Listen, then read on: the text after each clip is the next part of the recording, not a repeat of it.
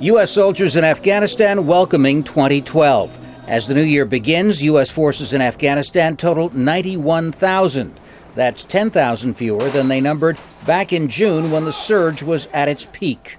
Visiting the troops, Defense Secretary Leon Panetta told them confidently that they were winning the fight, just as President Obama stressed when he laid out the objectives of the reinforced mission. Stabilizing much of the country in Afghanistan so the Taliban can't take it over. It's now time for us to recognize that we've accomplished a big chunk of our mission. But in almost the same breath, Obama said the purpose there was to deny a safe haven to al-Qaeda.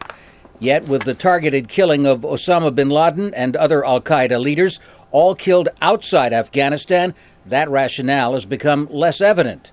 Vice President Joe Biden recently laid out the administration's focus more bluntly, saying, quote, "The Taliban per se is not our enemy.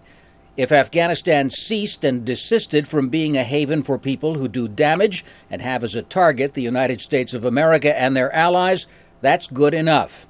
On Saturday, Afghan President Hamid Karzai welcomed Biden's comments, saying he hoped that this message will help the Afghans reach peace and stability. Their remarks coincide with reports that Taliban negotiators were preparing for direct talks with the U.S. as well as the Afghan government. As President Obama's campaign for re-election gathers pace, his advisors are well aware that opinion polls show that 2 out of every 3 Americans now oppose the Afghanistan war, and nearly half think the fighting is going badly.